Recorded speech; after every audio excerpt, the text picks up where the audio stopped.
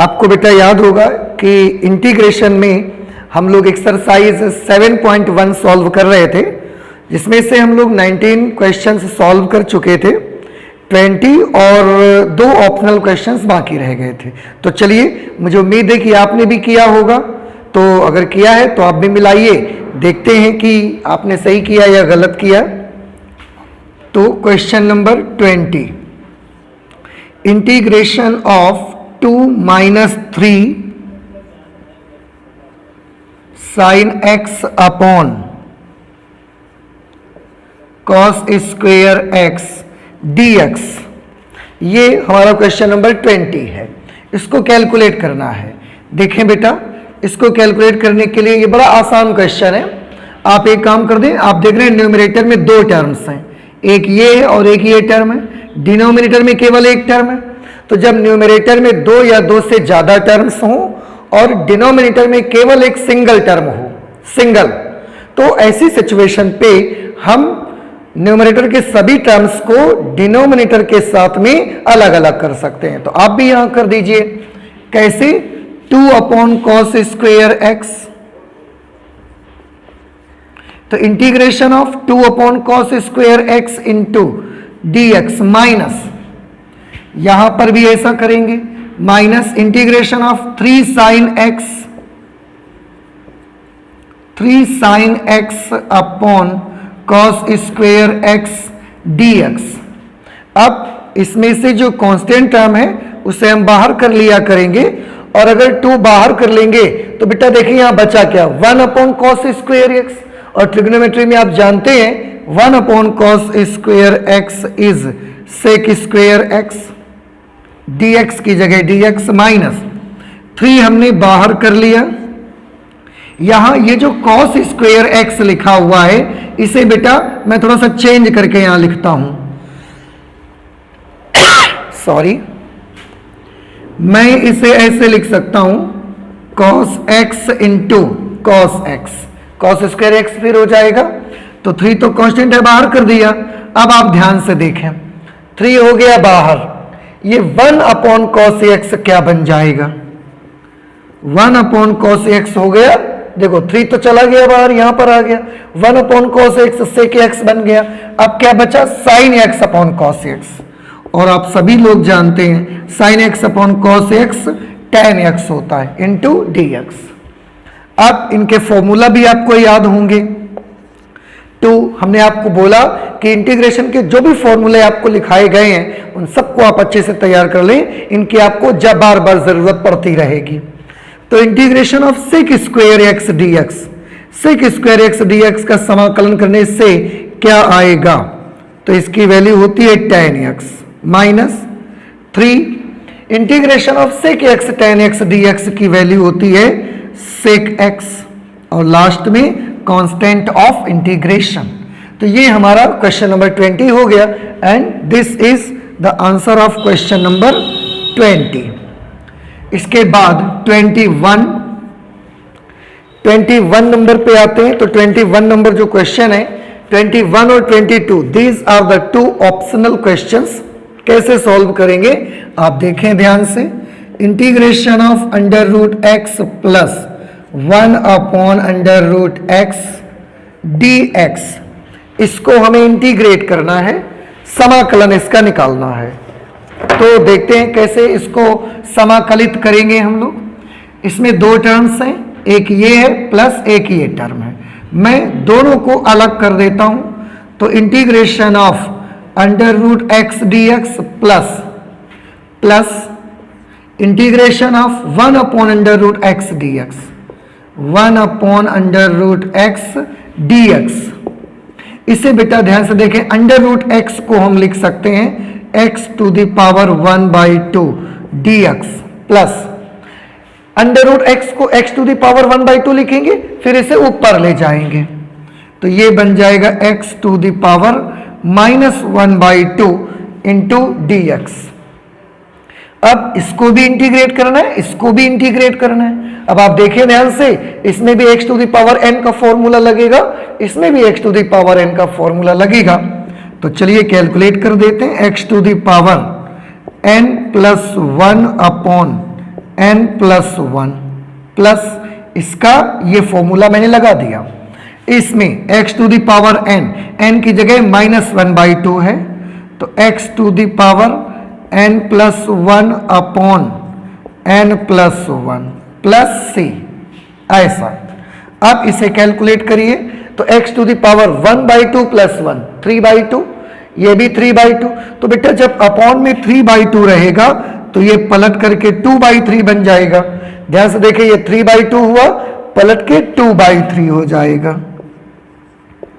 और x to the power 3/2 plus, इसमें आप देखें -1/2 प्लस 1, इसे आप सॉल्व करेंगे, 1 में से हाफ माइनस करेंगे, हाफ बचेगा, 1/2 पलट जाएगा तो ये 2 ऊपर आ जाएगा, into x to the power 1 में से 1/2 चला गया तो 1/2 प्लस c, ये हमारा आंसर आ गया।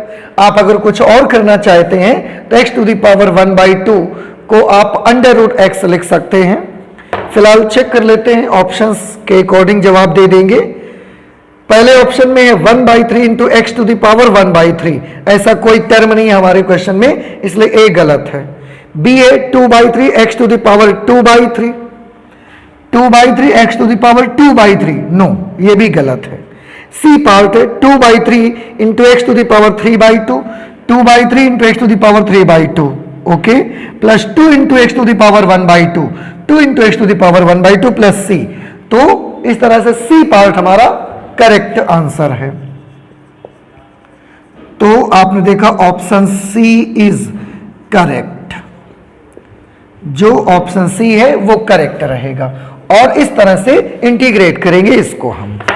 Next and last question of this exercise, 22nd question है ये, जिसमें लिखा हुआ है d dx of f of x is equal to 4x cube minus 3 upon x to the power 4,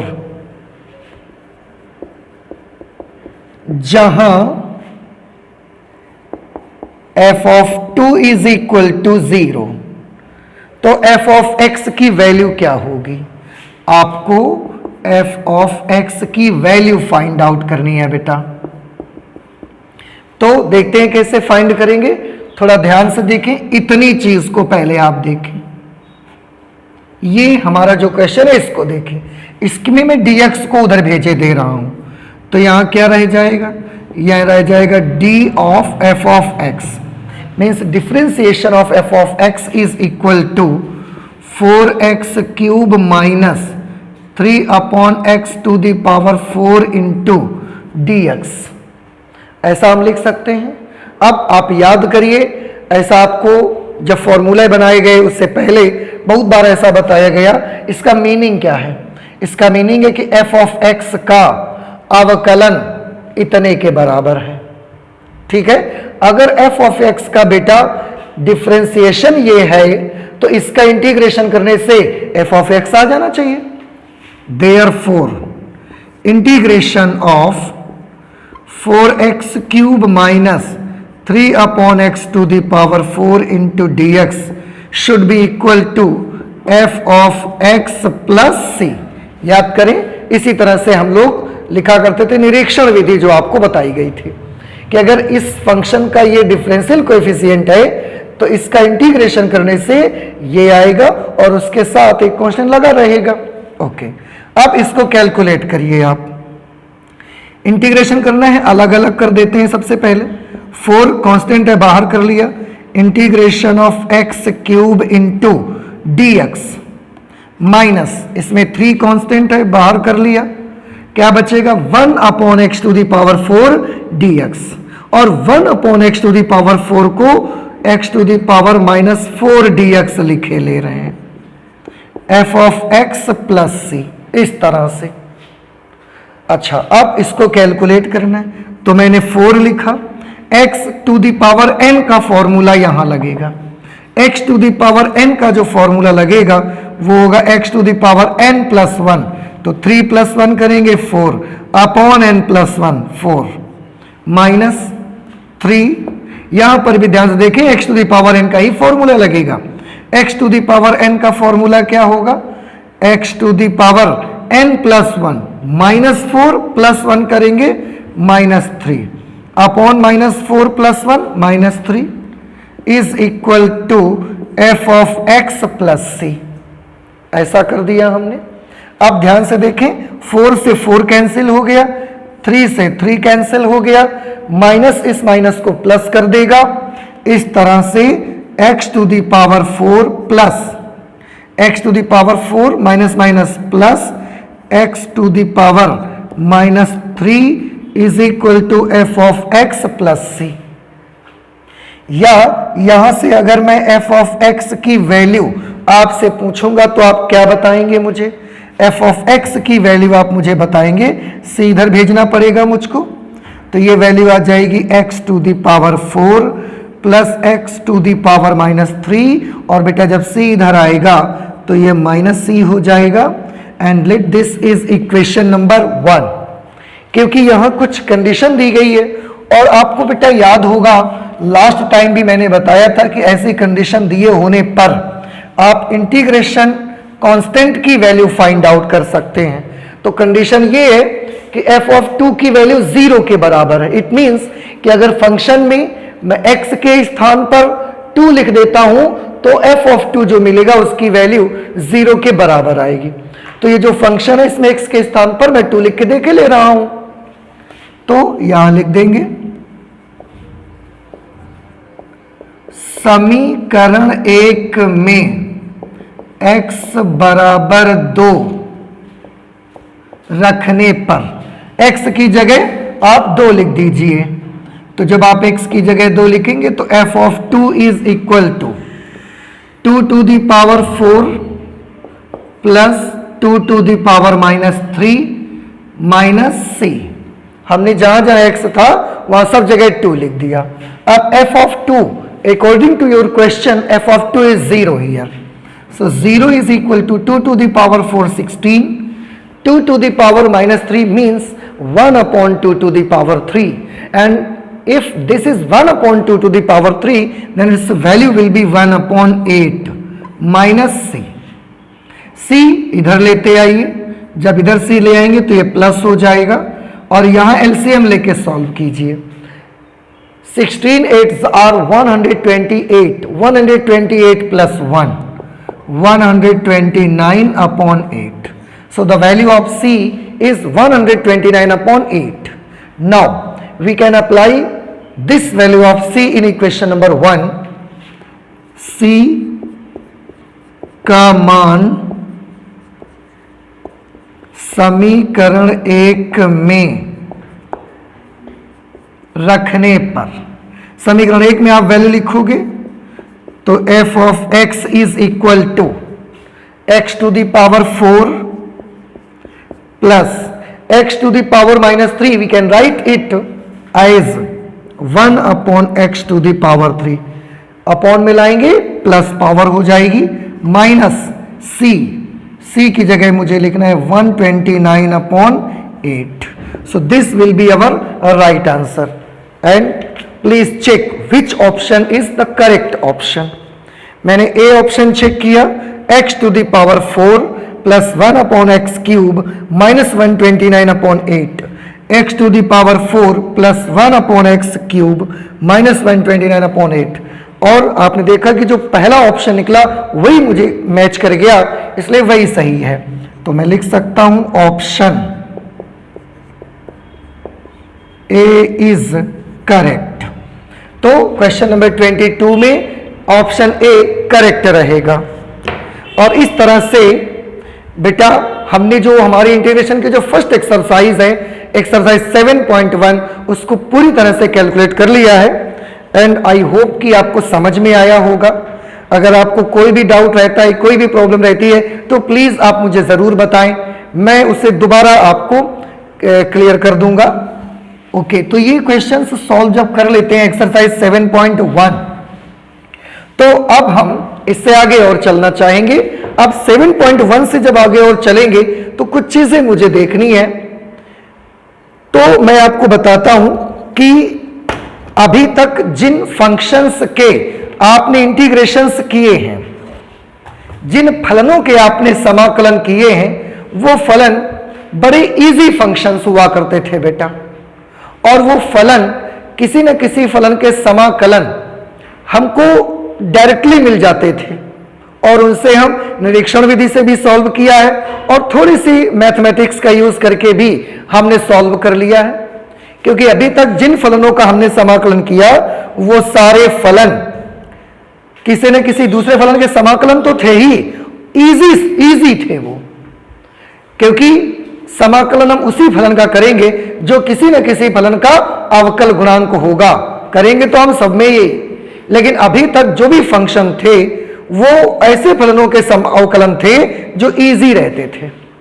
अब हमको थोड़ा एक स्टेप ऊपर, यानी कि थोड़ी सी डिफिकल्टी का लेवल अब बड़ा हो जाएगा यहां सवालों में। ऐसे क्वेश्चंस को, जबकि डिफिकल्टी का लेवल इससे थोड़ा सा बड़ा हो जाएगा, इस प्रकार के क्वेश्चंस को सॉल्व करने के लिए हमारे पास क्या मेथड होगा? क्या हम इन क्वेश्चंस को 7.1 एक्सरसाइज में बताए गए मेथड से सॉल्व कर पाएंगे? तो आंसर है हम आगे के क्वेश्चंस को 7.1 एक्सरसाइज में बताए गए मेथड से शायद ना कर पाएंगे। मुझे उसके लिए कोई दूसरे मेथड्स अडॉप्ट करने पड़ेंगे। कौन से वो मेथड्स हैं जो आगे के क्वेश्चंस को सॉल्व करने में हमारी हेल्प करेंगे? तो मैं आपको बता दूं, इससे जब लेवल क्वेश्चंस की डिफिकल्टी का थोड़ा ज्यादा हो जाता है तो हमारे पास इंटीग्रेशन करने के 3 मेन मेथड आ जाते हैं। So we want to see that what are the methods for integration. So मैं यहां लिखता हूं methods of integration.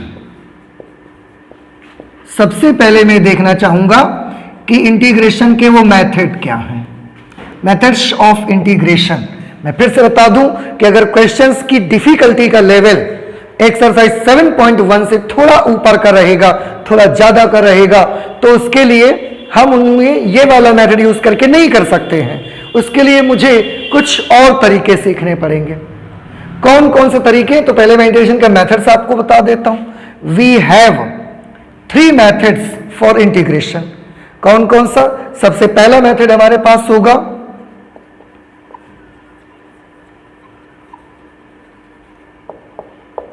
Integration by substitution.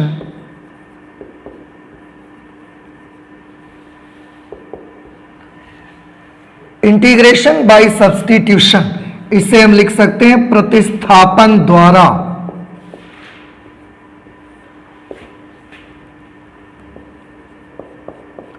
प्रतिस्थापन द्वारा समाकलन। इसके बाद एक और मेथड हमारे पास हुआ करेगा, हम उस मेथड का भी यूज करेंगे जरूरत के आधार पर। दूसरा मेथड हमारा है इंटीग्रेशन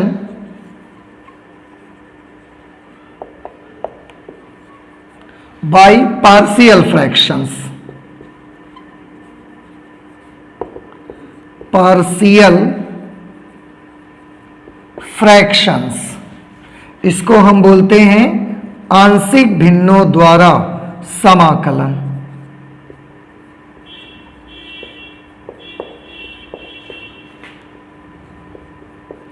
आंशिक भिन्नों द्वारा समाकलन एक ये मेथड रहेगा।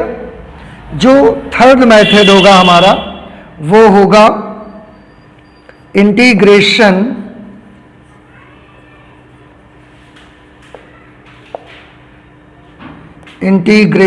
By parts. Integration by parts means इसको हम लोग कहते हैं खंडशः समाकलन। तो जब क्वेश्चंस थोड़े से और डिफिकल्ट होने लगेंगे तो वहां पर हम इन 3 मेथड्स में से किसी भी एक मेथड को यूज करके कैलकुलेट कर सकते हैं, या एक से ज्यादा मेथड का एक साथ भी मुझे यूज करना पड़ सकता है। एक क्वेश्चन में एक मेथड का यूज करके भी आंसर आ सकता है, और कुछ क्वेश्चंस ऐसे भी मिल सकते हैं आपको जिनमें आपको इनमें से एक से ज्यादा मेथड यूज करना पड़ सकता है, उससे आंसर मिलेगा आपको। तो ये 3 मेथड है बेटा। इनमें से जो सबसे पहले मेथड है आज हम जिस मेथड का जिक्र करना चाहते हैं वो मेथड हमारा होगा method number 1, integration by substitution. तो आज हम इंटीग्रेशन बाय पार्शियल फ्रैक्शंस की बात नहीं करेंगे, इंटीग्रेशन बाय पार्ट्स की बात नहीं करेंगे। ये जब हम और आगे चलेंगे, जब मुझे इनकी जरूरत पड़ेगी तो मैं इनकी बात करूंगा और इनकी डिटेल आपको पूरी बताऊंगा, कोई प्रॉब्लम नहीं है। अभी फिलहाल अभी के लिए मैं इंटीग्रेशन बाय सब्स्टिट्यूशन ही पढ़ना चाहता हूं, तो देखते हैं कि इंटीग्रेशन बाय सब्स्टिट्यूशन में क्या होता है, और मैं तब तक ये इरेज कर देता हूं। इंटीग्रेशन बाय सब्स्टिट्यूशन में मैं आपको बता देता हूं, ध्यान से देखिए कि कभी अगर कोई क्वेश्चन ऐसा आ जाता है sine x into cos x d x, suppose कीजिए, मान लीजिए थोड़ा सा कि एक क्वेश्चन इस तरह का आ गया, तो ऐसे क्वेश्चंस में यहां पर दो फंक्शंस का मल्टीप्लिकेशन है, तो ऐसे क्वेश्चंस में मुझे इंटीग्रेशन के मल्टीप्लिकेशन के फॉर्मूले में जाना पड़ेगा। इंटीग्रेशन में अगर कोई मल्टीप्लिकेशन का फॉर्मूला होगा तो यहां पर अप्लाई करना पड़ेगा, जो कि ना तो अभी तक हमने पढ़ा हुआ है और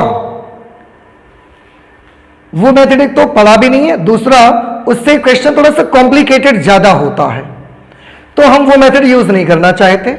इसलिए ऐसी सिचुएशन पे हम प्रतिस्थापन द्वारा समाकलन करा करेंगे। प्रतिस्थापन द्वारा समाकलन जो हुआ करेगा उसमें 3 मेन फॉर्म्स होंगी बेटा। क्वेश्चंस लगभग उन फॉर्म्स के आपको मिला करेंगे। कौन कौन से फॉर्म होंगी? क्वेश्चन आपको इस तरीके के भी मिला करेंगे, F of x multiplied by f prime of x d x. एक तो क्वेश्चन की ये फॉर्म होगी, इस तरह का भी क्वेश्चन मिलेगा। क्वेश्चन की एक फॉर्म आपकी ऐसी भी हो सकती है, integration of F prime of x upon F of x into D x, ऐसा भी क्वेश्चन मिल सकता है। थर्ड नंबर, एक और भी आपको मिल सकता है क्वेश्चन, फाई ऑफ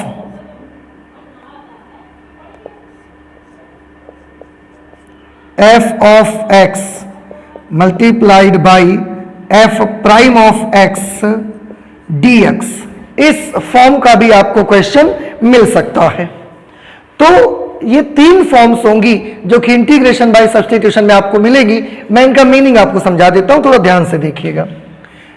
यहां मैं लिख देता हूं, जहां एफ प्राइम ऑफ एक्स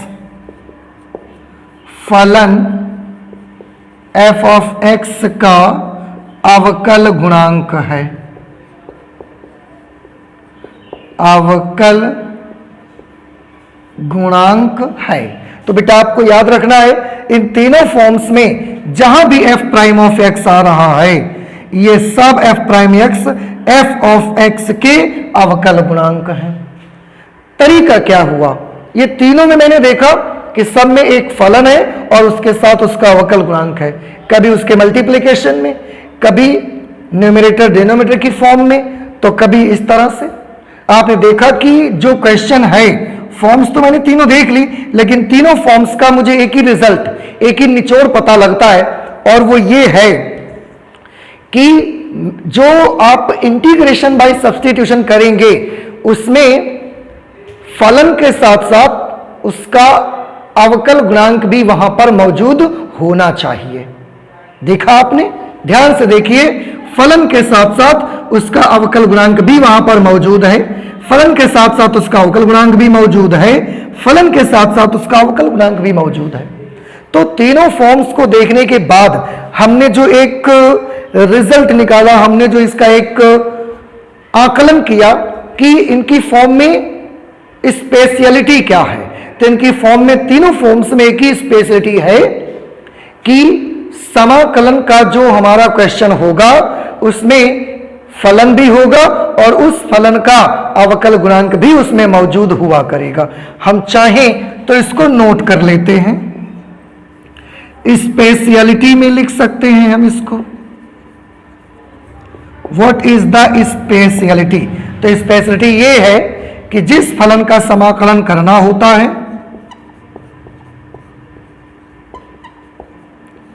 जिस फलन का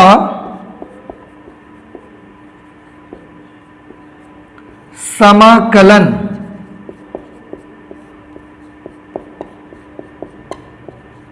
करना होता है वह एक से ज्यादा फलनों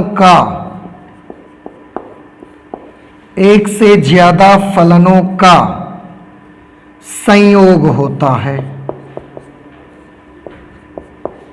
कॉम्बिनेशन होता है,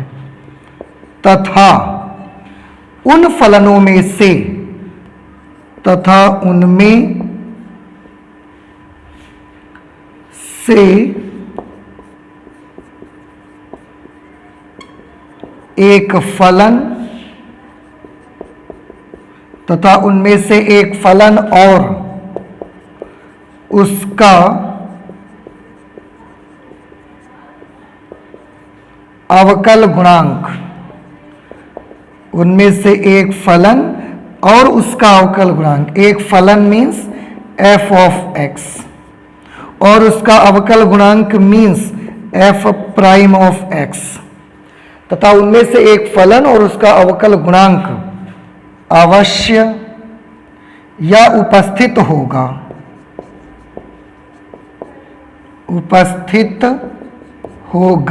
ये स्पेशलिटी है, ये खासियत है। आप देखें क्या मैंने लिखा कि जिस फलन का समाकलन करना होता है, पहली बात तो वह एक से ज्यादा फलनों का संयोग होता है। देखिए आप देख रहे हैं एक से ज्यादा फंक्शंस का कॉम्बिनेशन है, एक से ज्यादा फंक्शंस का कॉम्बिनेशन है, एक से ज्यादा फंक्शंस का कॉम्बिनेशन, तथा उनमें से एक फलन और उसका अवकल गुणांक उपस्थित होगा। ये फलन उसका अवकल गुणांक उपस्थित है, ये फलन उसका अवकल गुणांक उपस्थित है, ये फलन उसका अवकल गुणांक उपस्थित है। तो ये पहचान होगी बेटा, इंटीग्रेशन बाय सब्स्टिट्यूशन आप जब यूज करने जाएंगे तो ये पहचान हुआ करेगी। आप जैसे ये बात आती है ना, स्टूडेंट सब परेशान रहते हैं कि सर हम पहचानेंगे कैसे, that here we have to apply integration by substitution, substitution method apply करना है। How will I recognise it, मैं इसको कैसे रिकॉग्नाइज करूंगा? तो मैंने फॉर्म्स भी बताई हैं, लगभग इस फॉर्म की हुआ करेंगे क्वेश्चंस। इन फॉर्म्स में एक कॉमन स्पेशलिटी क्या है, वो स्पेशलिटी भी हमने यहां पर आपको बता दी है। अच्छा, तो ये तो बात हो गई रिकॉग्निशन की कि आप किस इंटीग्रेशन के किस क्वेश्चन को सब्स्टिट्यूशन से करेंगे, ये उसकी पहचान है। अब तरीका क्या होगा, हम उसको सॉल्व करने का हमारे पास मेथड क्या होगा? तो तरीका देखिए बेटा, method of solution, method of solution, method of solution जो होगा, सबसे पहले मैं एक चीज आपको बता देना चाहता हूं। आप यहां पर जो शब्द देख रहे हैं इंटीग्रेशन बाय सब्स्टिट्यूशन, प्रतिस्थापन आप देख रहे हैं, आप बहुत ये वर्ड यूज करते हैं। मैं देखता हूं कि अधिकतर स्टूडेंट्स क्रिकेट के बड़े शौकीन होते हैं, मैच खेलने के बहुत शौकीन होते हैं, और उस सिचुएशन पे आपने सब्स्टिट्यूट वर्ड का बहुत यूज किया हुआ है। सभी ने यूज किया होगा मुझे लगता है। तो सब्स्टिट्यूट वर्ड क्या होता है, क्या मतलब इसका होता है? तो आप जब क्रिकेट खेल रहे होते हैं और क्रिकेट की उन टीम्स में कोई एक प्लेयर इंजर्ड हो जाता है, उसको चोट लग जाती है या किसी कारण से वो खेल नहीं पाता है, तो आप क्या करते हैं उस सिचुएशन पे? आप उस सिचुएशन पे उसका एक सब्स्टिट्यूट लाते हैं टीम में। सब्स्टिट्यूट लाते हैं मतलब उस प्लेयर के स्थान पर हम एक दूसरे प्लेयर को चांस देते हैं खेलने के लिए, और उससे हमारा गेम इजी हो जाता है। उसके ना होने से प्रॉब्लम होगी, उसके होने से हमारा गेम इजी हो जाता है। सिमिलर मेथड यहां पर भी है, सब्स्टिट्यूशन प्रतिस्थापन द्वारा हम समाकलन करेंगे। कभी कभी हमारे लिए क्वेश्चंस को सॉल्व करना जब कठिन हो जाएगा और इस तरीके का कोई क्वेश्चन मिलेगा, तो मैं उसमें से आए हुए किसी फलन को किसी दूसरे फलन से सब्स्टिट्यूट करूंगा, मतलब उसको उसकी जगह पर, उस फलन की जगह पर मैं एक दूसरे फलन इसको हटाऊंगा, इस फलन को हटाऊंगा और इसकी जगह एक दूसरा फलन मैं रख दूंगा, उसकी हेल्प से क्वेश्चन को सॉल्व करूंगा। सॉल्व करेंगे तो फिर वो क्वेश्चन हमारा इंटीग्रेशन के लायक बन जाएगा। कैसे बन जाएगा? एक छोटा सा एग्जांपल, एक छोटी सी झलक I want to show you. देखिए, सपोज कि एक ये मेरे पास क्वेश्चन है f of x dx and I want to integrate this function by substitution। मैंने देखा कि मेरे पास f of x डायरेक्ट कोई फॉर्मूला नहीं है, मैंने एक काम किया, सब्स्टिट्यूट करूंगा। किसको क्या सब्स्टिट्यूट करना है? तो ध्यान से देखें बेटा, यहां पर जो आप देख रहे हैं, ये जो x मैं देख रहा हूं, मैं x की जगह पर, क्योंकि एक वेरिएबल है, मैं इसकी जगह पर कोई दूसरा फंक्शन सब्स्टिट्यूट करूंगा। तो माना x इज इक्वल टू कुछ भी आप मान लें g ऑफ t। x का फलन f है, तो जब आप x को सब्स्टिट्यूट करोगे तो x का ही फलन नहीं लेके आओगे। याद रखिएगा, f x का फलन है, हमको x की जगह पे कोई सब्स्टिट्यूट लाना है, x हटाएंगे, दूसरा वेरिएबल लगाएंगे, तो मैं उसकी जगह पर एक दूसरा फंक्शन ले आया g ऑफ t, जो कि एक वेरिएबल t का फंक्शन है। हमने t क्यों यूज किया? क्या t की जगह कोई और यूज कर सकते हैं? Answer is yes, you can use any variable in place of t। लेकिन क्योंकि हमारी NCERT बुक ने, जो हमारी टेक्स्ट बुक हैं, उन्होंने t वेरिएबल का यूज किया है, तो इसलिए मैं भी t वेरिएबल का ही यूज कर रहा हूं, मैं उसको चेंज नहीं कर रहा हूं, इसलिए आपको आसानी हो जाए, ताकि आप बुक से जब मैच करें तो भी आपको कोई प्रॉब्लम ना हो। अब अगर x की जगह g ऑफ t मैंने लिखा, तो आप ध्यान से देखिए, अगर मैं x की जगह g ऑफ t लेके रख दूंगा जाके, तो हमारा क्वेश्चन क्या बन जाएगा? f of g of t into dx बन जाएगा हमारा क्वेश्चन। ठीक है, लेकिन मैं आपको बता दूं, ध्यान से देखिए बेटा, अब ये फलन किस वेरिएबल का है? तो आंसर है कि ये फलन तो वेरिएबल t पर है, लेकिन हम इसको समाकलन किसके रिस्पेक्ट में कर रहे हैं? समाकलन किस रिस्पेक्ट में कर रहे हैं, उसके लिए इसको चेक करना है। समाकलन हम x वेरिएबल के रिस्पेक्ट में कर रहे हैं, तो ये अच्छा नहीं है, ये गलत हो गया बेटा। क्या गलती हो गई? कि हमारा फंक्शन है वेरिएबल t पर, वेरिएबल t के फलन को हम x के रिस्पेक्ट में समाकलन नहीं कर सकते, ये गलत हो गया मेथड हमारा। तो फिर मुझे क्या करना चाहिए? ये मेथड हमारा रॉन्ग हो गया। ऐसी सिचुएशन पे मुझे क्या करना चाहिए? ऐसी सिचुएशन पे अगर फंक्शन t का है तो मुझे इंटीग्रेशन भी t के रिस्पेक्ट में ही आना चाहिए। लेकिन ये काम कैसे हो सकता है? तो चलिए देखते हैं ये काम कैसे हो सकता है। आप ध्यान रखिएगा, फंक्शन t का होगा और x के रिस्पेक्ट में इंटीग्रेट करने जाएंगे, नहीं हो सकता, ये रॉन्ग मेथड है, गलत तरीका आपका है ये, तो ऐसा नहीं कर सकते हम। अब हमको क्या करना रहेगा? आंसर है, अगर वेरिएबल फंक्शन t का है तो t के रिस्पेक्ट में ही आप उसको इंटीग्रेट कर सकते हैं, लेकिन dx की जगह यहां dt कैसे आए, इसके लिए हम आपको तरीका बताते हैं, आप ध्यान से सुनिए। जब भी हम अपने क्वेश्चंस में से किसी भी वेरिएबल को कुछ मानेंगे और मुझे dx की जगह dt चाहिए, तो मैं क्या कर सकता हूं? इसको देखिए और सोचिए कि dt आप कैसे पा सकते हैं बेटा। तो मुझे एक तरीका याद आया। क्या तरीका याद आया मुझे? मुझे एक तरीका याद आया कि जब मैं sin x का डिफरेंशिएशन करता था तो डिफरेंशिएशन cos x हो जाता था, लेकिन उसके बगल में मुझे एक dx मिल जाता था। याद आया आपको? अच्छा, वही चीज अगर मैं बोलूं कि sin t का डिफरेंशिएशन करके बताइए मुझे, तो जैसे sin x का किया था वैसे sin t का हो जाएगा। क्या हो जाएगा? cos t, और बगल में मुझे क्या लिखना पड़ेगा? dt। इससे एक बात तो क्लियर है कि अगर आप dt पाना चाहते हैं तो आपको क्या करना पड़ेगा सोचिए, आपको अवकलन करना पड़ेगा। समझ आया बेटा?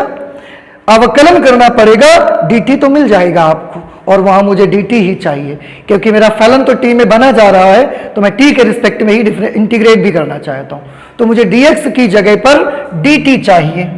अब dt कैसे मिलेगा, तो मुझे ये चीज याद आई कि जब इसको करते थे तो dx मिल जाता था, तो अगर फलन t का होगा उसको डिफ्रेंशिएट करेंगे तो मुझे dt मिलेगा, dt मिल जाएगा। लेकिन उसके लिए करना क्या पड़ेगा आपको, याद रखिए, डिफ्रेंशिएशन करना पड़ा। क्या करना पड़ा बेटा आपको उसके लिए? आपको उसके लिए डिफ्रेंशिएशन करना पड़ा। तो डिफ्रेंशिएशन के बगैर dt आपको नहीं मिल सकता। तो ठीक है, dt तो प्राप्त करना ही है, डिफ्रेंशिएशन करना होगा, तो हम एक काम कर देते हैं, यहां अवकलन कर देते हैं।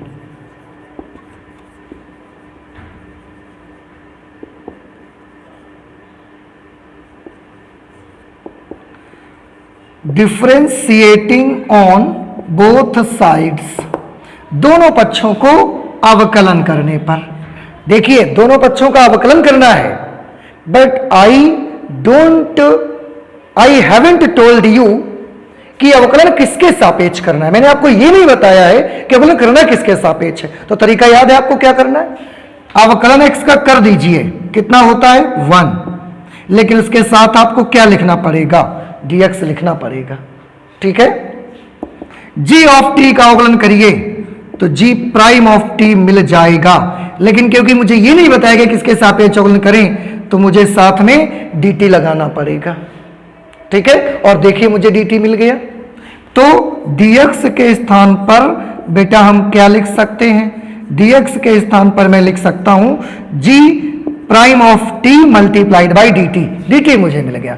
अब मैं क्या करूंगा, हमारा जो क्वेश्चन था, ये हमारा क्वेश्चन था, आपने इस क्वेश्चन में x के स्थान पर g ऑफ t, dx के स्थान पर g prime of t dt, मैं ये लिख देता हूं देयरफॉर इंटीग्रेशन ऑफ, ध्यान से देखें बेटा, integration of f of x के स्थान पर क्या लिखूंगा, x के स्थान पर मुझे लिखना पड़ेगा g ऑफ t, और dx के स्थान पर मुझे क्या लिखना पड़ेगा, g prime t into dt।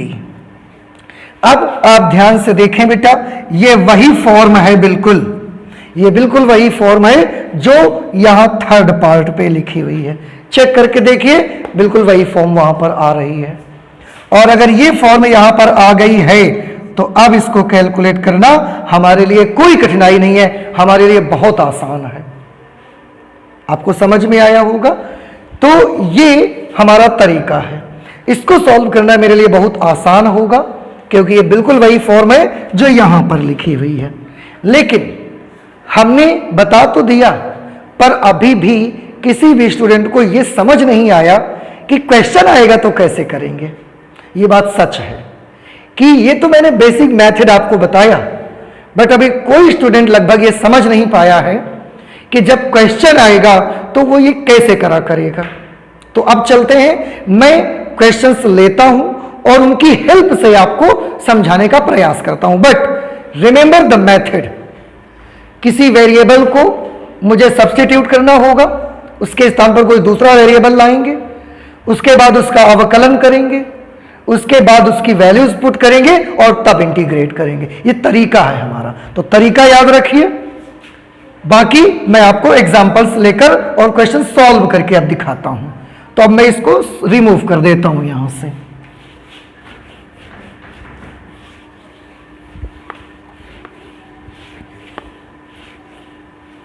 अब आपने जो नई फॉर्म बनाई है आप उसमें देख सकते हैं आपका फंक्शन भी t का है और यहां भी t का फंक्शन है और यहां भी t dt लिखा हुआ है, तो t के रिस्पेक्ट में ही आपको इंटीग्रेट करना है। अब यहां पर मैं थोड़े से एग्जांपल्स आपको करके दिखाता हूं। जैसे एक एग्जांपल मैं ले लेता हूं, मैं अपने आप से एक एग्जांपल ले लेता हूं, log x upon x dx।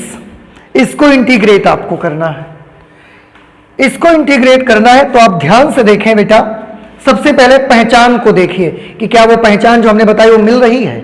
आप देखें यहां पर दो फलन है, एक log x है और एक x है। देखा आपने?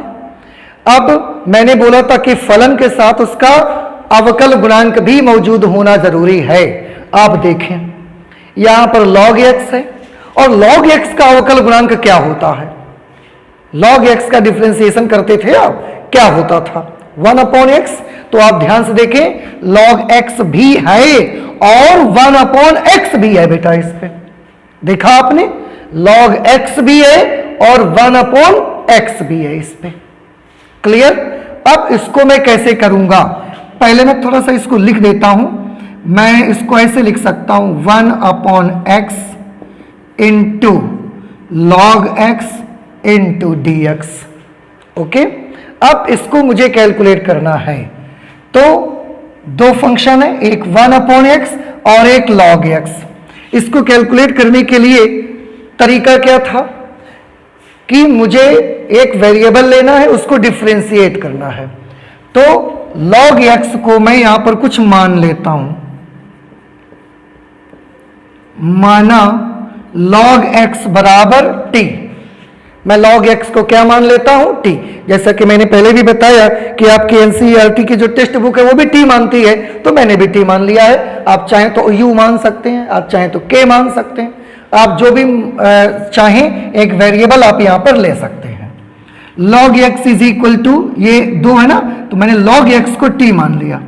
एक फंक्शन 1/x है, एक log x। मैंने log x को t माना। मैंने 1/x को t क्यों नहीं माना, मैं अभी बात करूंगा कि क्यों नहीं माना मैंने। जब log x को t माना, जैसे ही मैं सब्स्टिट्यूशन लेता हूं, मैंने log x के स्थान पर इसको रखा, सब्स्टिट्यूट कर दी वैल्यू मैंने। अब उसके तुरंत बाद मुझे क्या करना पड़ता है? अवकलन करना पड़ता है। तो अवकलन करने पर, दोनों पक्षों का अवकलन करने पर, ध्यान से देखिए, दोनों पक्षों का अवकलन। क्यों अवकलन करना पड़ रहा है समझ में आया था ना आपको? क्योंकि मुझे dt चाहिए था। log x का अवकलन क्या होगा? 1/x इंटू dx, क्योंकि मैंने ये नहीं बताया किसके सापेक्ष करिए। तो log x का 1/x और साथ में dx लगाना रहेगा, t का 1 और साथ में dt आपको लगाना रहेगा। तो आगे से जब भी कभी केवल t होगा, हम बार बार ये 1 नहीं लिखेंगे, हम केवल क्या लिख दिया करेंगे? dt लिख दिया करेंगे। ठीक है, तो ये 1/x dx is equal to dt मैंने लिख दिया। अब क्या होगा? अब ये वैल्यू सब्स्टिट्यूट करनी पड़ेंगी मुझे। Therefore 1/x into log x into dx is equal to, यही हमारा क्वेश्चन था। अब इस पे आते हैं हम, इंटीग्रेशन का साइन लगाया। सभी बच्चे ध्यान से देखेंगे जरा बेटा। आप देखें यहां जो ये 1/x और ये dx आप देख रहे हैं, 1/x into dx, 1/x into dx। इस पूरे को हटा देंगे और इस पूरे को हटा के इसकी जगह पे क्या लिख देंगे? dt। ओके, और ये जो log x बचेगा इसको हम क्या लिख देंगे? log x बचेगा उसको हम लिख देंगे t। तो लिख देते हैं, log x की जगह मैंने पहले लिख दिया t। ये 1/x इंटू dx, इन दोनों को एक साथ हटाएंगे और 1/x इंटू dx की जगह पर हम लिख देंगे dt। अब देखिए कितना इजी हो गया। जब बच्चों ने यहां पर देखा था तो उनको लगा था कि ये तो पहले इजी था, अब टफ हो गया है, लेकिन ऐसा नहीं है।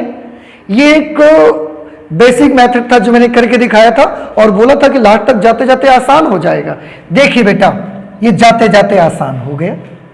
अब यहां पर t dt, फंक्शन भी t का है और t के रिस्पेक्ट में मुझे इंटीग्रेट भी करना है। अब यहां पर वही रूल लग सकता है जो x to the power n के लिए लगता था। तो यहां t टू द पावर 1 मानूंगा और x to the power n dx का फॉर्मूला क्या होता था? x to the power n plus 1/n+1। तो t to the power 1 dt का फॉर्मूला क्या हो जाएगा? इसका फॉर्मूला हो जाएगा t to the power n+1 यानी कि 1 + 1 2 अपॉन n+1 यानी कि 1 + 1 2 प्लस c। लेकिन ध्यान रखें ये आपका आंसर अभी नहीं आया है। क्यों? क्योंकि आपने अपना काम आसान करने के लिए log x को t सब्स्टिट्यूट किया था, ना कि आपका क्वेश्चन t में था। ऐसा नहीं है, काम आपका आसान हो गया है। अब जो टी की वैल्यू थी उसको वापिस से यहां रखना पड़ेगा आपको। तो आपका आंसर जब आप इंटीग्रेट कर देंगे तो बस यहीं से खत्म नहीं हो जाती बात, आपको वापिस से टी की वैल्यू आपको रखनी पड़ेगी।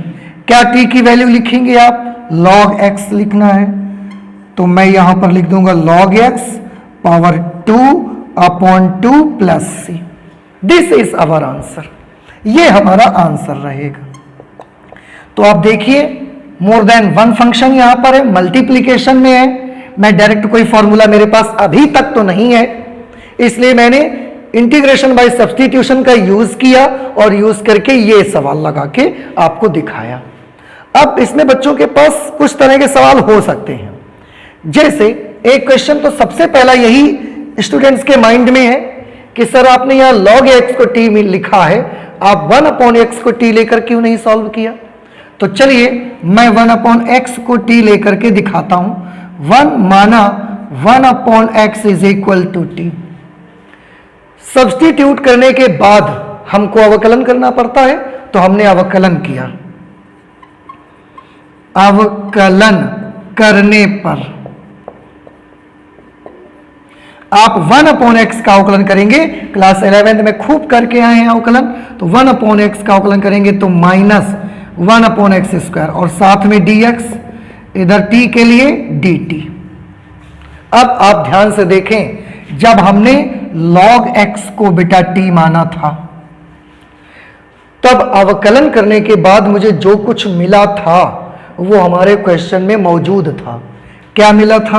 1/x dx मिला था, और 1/x dx यहां पर उपस्थित था, और उसको हटा करके मैंने dt लिखा, अपने काम को आसान बना लिया। लेकिन अगर आप 1/x को t मानेंगे तो अवकलन करने के बाद जो चीज आपको मिलेगी, ध्यान से देखिए, क्या ये आपके क्वेश्चन में है? -1/x² dx आपके क्वेश्चन में कहीं दिख रहा है? आपको नहीं दिख रहा है ना? तो ये आपका क्वेश्चन और टफ कर देगा, आसान नहीं करेगा। तो आपने देखा कि हमने log x को t माना तो हमारा क्वेश्चन का आंसर आया, लेकिन अगर 1/x को t मानेंगे आप आंसर निकालने में बहुत कठिनाई होगी, या कभी कभी हो सकता है आप ना भी निकाल पाए आंसर को। इसलिए इंटीग्रेशन के इस टाइप के क्वेश्चंस में अगर एक से ज्यादा फंक्शंस आते हैं तो आप उनमें से किसी को भी t मानकर कर लोगे, ऐसा आवश्यक नहीं है। आप ध्यान रखें, उनमें से कोई एक t माना जाएगा और ऐसे फलन को t मानेंगे जिसका अवकलन भी क्वेश्चन में मौजूद हो। इसलिए यह तरीका सही है, यह तरीका से हम आंसर नहीं निकाल पा रहे हैं। तो एक तो मैंने ये क्लियर किया कि 1/x को t क्यों नहीं मानेंगे। दूसरी चीजें जो मैं आपको बताना चाहता हूं, और स्टूडेंट्स के मन में काफी क्वेश्चंस रहते हैं इससे रिलेटेड, तो वो भी मैं आपको क्लियर कर देना चाहता हूं। बच्चों का ये भी कहना होता है, लास्ट क्लासेस में मैंने देखा है कि बच्चे ये भी कहते हैं कि सर जब आपने log x बराबर t माना तो आपने लिखा अवकलन करने पर, अगर हम ये लिख दें कि x के सापेक्ष अवकलन करने पर तो क्या गलती हो जाएगी या आंसर नहीं निकाल पाएंगे हम? तो देख लेते हैं करके क्या होगा। log x is equal to t, और अब मैं क्या लिखने वाला हूं? x के सापेक्ष अवकलन करने पर, x के सापेक्ष अवकलन करने पर। बेटा x के सापेक्ष जब आप अवकलन करेंगे तो ध्यान दीजिए log x का डिफरेंशियल कोएफिशिएंट 1/x। अब इसके बगल में dx नहीं लगाना पड़ेगा मुझे, t का अवकलन करना है, वो भी x के सापेक्ष करना है, तो आएगा dt/dx। t को डिफरेंशिएट कर रहे हो x के रिस्पेक्ट में, तो dt/dx आपको लेना पड़ेगा, ddx ऑफ t। आप एक काम करिए, dx को इधर लेते आइए, तो ये अभी भाग में है, इधर आएगा मल्टीप्लीकेशन में आ जाएगा। 1/x into dx is equal to dt। ध्यान से देखिए, क्या कोई फर्क पड़ा? कोई फर्क नहीं पड़ा। यहां 1/x dx is equal to dt था, यहां भी 1/x dx is equal to dt है। तो अगर आपने लिख दिया है कि x के सापेक्ष अवकलन करने पर, so don't worry, there will be no any difference, you are correct. अब बिल्कुल सही है, कोई फर्क नहीं पड़ने वाला है वहां पे। अब जब मैंने इसको किया तो कुछ बच्चों के मन में फिर से एक क्वेश्चन आया कि सर यहां एक तरफ x का फलन है तो दूसरी तरफ t का भी फलन है, आपने x के सापेक्ष अवकलन करके दिखाया है, तो क्या अगर मैं ये लिख दूं कि t के सापेक्ष अवकलन करने पर तो क्या गलत हो जाएगा? तो चलिए इसको भी करके देख लेते हैं। हमारे पास log x is equal to t है, मैं करूंगा t के सापेक्ष अवकलन करने पर, t के सापेक्ष अवकलन करने पर। बेटा log x का अवकलन t के सापेक्ष करना है, आप सब जानते हैं कैसे करना है। log x का पहले x के सापेक्ष करेंगे तो 1/x, फिर इस x का t के सापेक्ष करेंगे तो d dt of x is equal to t का अवकलन t के सापेक्ष 1। ठीक है, अब इस dt को बटे में है, इसको उधर भेज दो 1 के साथ, क्या मिलेगा आपको? 1/x dx is equal to dt। Again you are seeing that there is no any difference, कोई फर्क नहीं पड़ रहा है। इसका मतलब साफ है कि यहां अगर आपके मन में यह क्वेश्चन आया हो कि जब मैं लिख देता हूं अवकलन करने पर, तो आपके मन में जो क्वेश्चन आया कि अवकलन हम x के सापेक्ष कर रहे हैं कि t के सापेक्ष कर रहे हैं, या केवल अवकलन करने पर लिखना सही होगा, सही क्या होगा? क्या केवल अवकलन करने पर लिखना सही होगा, या x के सापेक्ष अवकलन करने पर लिखना सही होगा, या t के सापेक्ष अवकलन करने पर लिखना सही होगा? सही तीनों में से क्या होगा? तो बेटा मैं आपको बता दूं, आप बिल्कुल परेशान ना हो, तीनों ही सही हैं, तीनों से कोई फर्क नहीं पड़ रहा है। आप चाहे केवल अवकलन करने पर लिख दो, आप चाहे x के सापेक्ष अवकलन करने पर लिखो, आप चाहे t के सापेक्ष अवकलन करने पर लिखिए, हर बार आपके आंसर में कोई प्रभाव नहीं पड़ेगा, कोई फर्क पड़ने वाला नहीं है, हर बार आपका आंसर सही आएगा। ठीक है, तो ये सब्स्टिट्यूशन में कुछ बातें आपको ध्यान देनी है। अब सब्स्टिट्यूशन से रिलेटेड हम और भी क्वेश्चन सॉल्व कर सकते हैं, अगर आप ये समझ गए हैं तो। मैं चलता हूं और क्वेश्चंस आपको सॉल्व करके दिखाता हूं। तो ये तो एक एग्जांपल मैंने ऐसे ही करके दिखाया, एग्जांपल और भी हो सकते हैं हमारे पास, लेकिन अब मैं आपको सीधे बुक के एग्जांपल पे आता हूं और इससे कैलकुलेट करके दिखाता हूं। एग्जांपल नंबर 5 है यहां पर। आई होप कि आपको सब्स्टिट्यूशन का बेसिक समझ में आया होगा। फर्स्ट पार्ट है साइन mx का इंटीग्रेशन करना, साइन mx dx। ध्यान से देखें बेटा, साइन mx dx, मुझे साइन x dx का इंटीग्रेशन करना आता है, लेकिन साइन mx dx का इंटीग्रेशन मुझे नहीं आता। ऐसी सिचुएशन पे मैं सब्स्टिट्यूशन का यूज कर सकता हूं। मेरे पास दो मेथड हैं। एक मेथड मैंने पिछले लेक्चर में भी ऐसे सवाल के लिए आपको बताया था, और आज सब्स्टिट्यूशन से भी समझिए। यहां पर मैं ले लेता हूं, माना mx is equal to t। मैंने ये जो mx आप यहां पर देख रहे हैं, यहां पर इस mx को मैंने t के बराबर मान लिया है। ओके, अच्छा, जब हम कोई चीज मानते हैं, सब्स्टिट्यूट करते हैं, उसके बाद हमको क्या करना होता है? अवकलन करना होता है। तो अवकलन करने पर, अवकलन करने पर समझ जाएंगे। अब आप अवकलन करेंगे तो m कांस्टेंट है, x का अवकलन क्या होगा? 1 इंटू dx, तो हम dx से लिख देते हैं सीधे सीधे। t का अवकलन क्या होगा? dt। अगर मैं dx निकालूंगा तो m मुझे उधर भेजना पड़ेगा, dx is equal to 1/m dt। अब जब मैंने ये कर लिया तो फिर से मैं अपने क्वेश्चन पे आता हूं और वैल्यूज अप्लाई करता हूं। अब integration of sine mx into dx is equal to integration of, sine की जगह मैंने साइन लिखा, mx की जगह मैं क्या लिख सकता हूं? देखिए, mx की जगह मैंने t लिख दिया, और dx की जगह मैं क्या लिख सकता हूं? 1/m dt, 1/m dt। ये जो कांस्टेंट टर्म है इसको मैं बाहर ले लेता हूं, तो ये 1/m मैंने बाहर ले लिया, अंदर रह गया sine t into dt। Okay. और integration of sine t d t की वैल्यू आपको आती है, integration of sine t d t की वैल्यू होती है minus cos t plus C. लेकिन हमारा आंसर नहीं आया, मैंने आपको बताया था कि आपका क्वेश्चन x के वेरिएबल में था तो आंसर भी x वेरिएबल में ही आना चाहिए। तो क्या करना रहेगा, t की जगह मुझे ये वैल्यू अप्लाई करनी पड़ेगी फिर से। तो करेंगे तो क्या वैल्यू आ जाएगी, आंसर आ जाएगा -1/m -1/m cos t की जगह पर mx प्लस सी। ये हमारा आंसर होगा। तो जो एग्जाम्पल नंबर 5 का फर्स्ट पार्ट है ये उसका तरीका हुआ, सॉल्व कैसे करेंगे और उसका आंसर क्या आएगा। इसके बाद हम एग्जाम्पल नंबर 5 का सेकेंड पार्ट आपको कैलकुलेट करके दिखाते हैं। आप देखिए ध्यान से, जैसे जैसे आप क्वेश्चंस लगाते जाएंगे आपको मेथड और भी ज्यादा क्लियर होता चला जाएगा।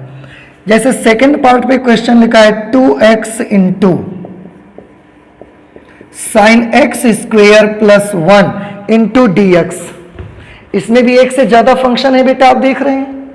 सब्स्टिट्यूशन मैं करूंगा, मैं किसको t मानूं, क्या मैं 2x को t मानूं या मैं x स्क्वायर प्लस 1 को t मानूं या कुछ और t माना जाए। तो मैंने बताया t ऐसी चीज को मानिए जिसका अवकलन भी वहां पर मौजूद हो। तो अगर आप 2x को t मानोगे तो 2x का अवकलन क्या होगा, 2। तो केवल 2 तो यहां मौजूद, अलग से नहीं है। अगर आप x स्क्वायर प्लस 1 को t मानोगे तो इसका अवकलन क्या होगा, 2x, वो मौजूद है, समझिए आप। तो वो हमको t मानना है। तो हमने मान लिया x square plus 1 is equal to t। हमने इस x स्क्वायर प्लस 1 पूरे को t मान लिया। जब हम t मानते हैं उसके बाद मुझे क्या करना पड़ता है बेटा, याद होगा, अवकलन करना पड़ता है। तो हम दोनों पक्षों का अवकलन कर देते हैं। एक्स स्क्वेयर का अवकलन करिए 2x और dx भी लिख देंगे, क्योंकि मैंने ये नहीं बताया किसके सापेक्ष करना है। इधर 1 का अवकलन 0 हो जाएगा क्योंकि कांस्टेंट टर्म है, t का अवकलन dt। ओके, अच्छा, अब फिर से अपने क्वेश्चन पे आते हैं और उस पर पुटअप करते हैं। 2x into sine x square plus 1 into D x. बेटा ध्यान से देखिए, ये जो आप 2x इंटू डी एक्स को ऐसे देख रहे हैं, integration of 2x into D x, 2x into D x, ये पूरा का पूरा हटेगा और इसकी जगह पे क्या आ जाएगा, dt। तो जब मैं 2x और dx हटाऊंगा एक साथ तो इस पूरे की जगह मैं dt लिख दूंगा। लेकिन यहां क्या होगा, तो इसमें साइन की जगह साइन लिखो और एक्स स्क्वायर प्लस 1 की जगह पे क्या लिखो, t। तो साइन की जगह साइन, एक्स स्क्वायर प्लस 1 को मैंने t लिख दिया, इसका काम खत्म। अब 2x इंटू डी एक्स को हटाओ और इसकी जगह पे पूरा क्या लिख दो, dt लिख दो, ठीक है। अच्छा, अब integration of sine t d t की वैल्यू फिर आपको पता है, integration of sine t d t की वैल्यू होती है माइनस कॉस टी प्लस सी। अब t की वैल्यू भी हमको अप्लाई करनी पड़ेगी, तो cos t की जगह पे मुझे लिखना पड़ेगा x square plus 1 plus C. So this will be our answer and this is the method and how can you solve this question, by substitution. And I hope कि आपको धीरे धीरे आप समझ में आ रही होंगी सारी बातें। इसके बाद थर्ड पार्ट भी है इसमें, एक थर्ड पार्ट है integration of 10 to the power 4 under root x into sec square under root x upon under root x।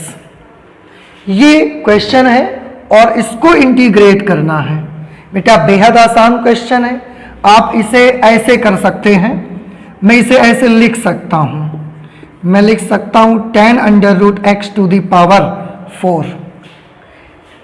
10 to the power 4 theta means 10 theta to the power 4। इसको मैं लिख सकता हूं sec square under root x, ये under root x बना रहेगा into D x. तो मैं इसको ऐसे भी लिख सकता हूं। अब ध्यान से देखिए, एक से ज्यादा फंक्शन है, 1 2 3 तीन तीन फंक्शन मुझे इस क्वेश्चन में दिख रहे हैं। मुझे किसी न किसी को टी मानना है और उसके बाद कैलकुलेशन करनी है। मैंने यहां पर देखा और सोचा बड़े अच्छे से कि किसको टी माने ताकि उसका अवकलन हमारे क्वेश्चन में मौजूद हो। तो मुझे एक ही फलन ऐसा मिला और वो है tan√x। ये एक ऐसा फलन है जिसका अवकलन करेंगे तो आप देखेंगे वो आपके क्वेश्चन में मौजूद रहेगा। तो मैं यहां पर ले लेता हूं, माना tan√x is equal to t. इसको डिफ्रेंशिएट, क्योंकि जैसे ही हम टी मानते हैं उसके बाद मुझे दोनों पक्षों का अवकलन करना पड़ता है। अवकलन करने पर करिए अवकलन, तो tan x, आपको डिफरेंशिएशन की चैन रूल याद होगी। चैन रूल आपको मालूम होगा कि पहले इसको x मानकर हम डिफरेंशिएट करेंगे। तो tan x का डिफरेंशियल कोएफिशिएंट क्या होता है? सेक स्क्वायर x की जगह पे क्या है? √x। और क्योंकि ये रियल में √x नहीं है इसलिए मुझे फिर से इसको डिफरेंशिएट करना पड़ेगा। और √x का डिफरेंशिएशन क्या होता है? 1/2 √x। और क्योंकि हमने ये नहीं बताया कि अवकलन किसके सापेक्ष करें, इसलिए अवकलन करने के बाद dx जरूर लिख दें। आप फिर से देखें, डिफरेंशिएशन की ये चैन रूल होता था।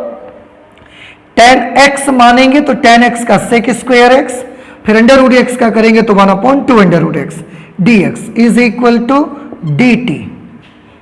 अब आप कुछ मत करिए, केवल 2 यहां से उधर भेज दीजिए, या आप और भी इसे इजी कर सकते हैं। कैसे इजी बना सकते हैं इसको? मैं इसे यहां से इरेज कर देता हूं जरा। आप इजी बना सकते हैं, आप 2 भेज दीजिए उस तरफ। तो यहां पर आपको क्या मिलेगा?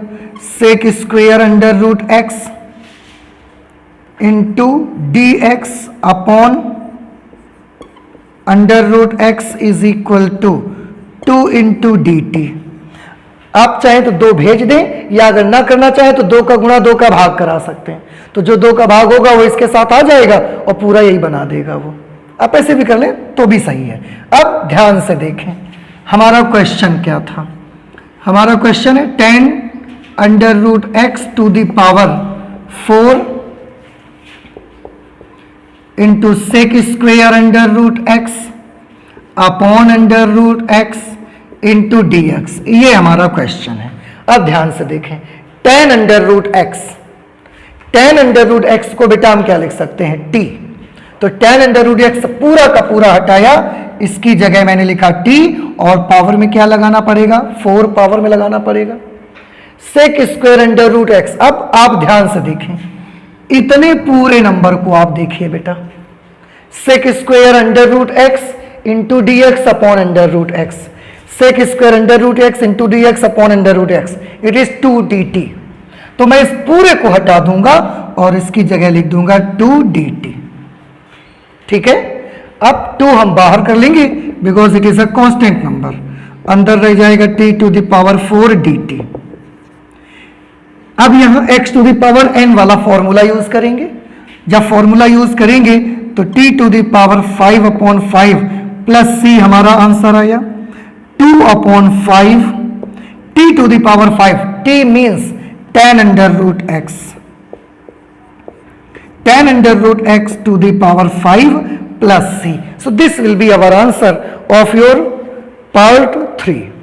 पार्ट 3 का ये आपका आंसर होगा, और ऐसे करना है। और अब आप देखें बेटा, जब भी आप t मान लेते हैं, अवकलन करते हैं, इसके बाद जब कैलकुलेट करते हैं तो क्वेश्चन कठिन नहीं बनता, क्वेश्चन और देखिए इजी बन जाता है।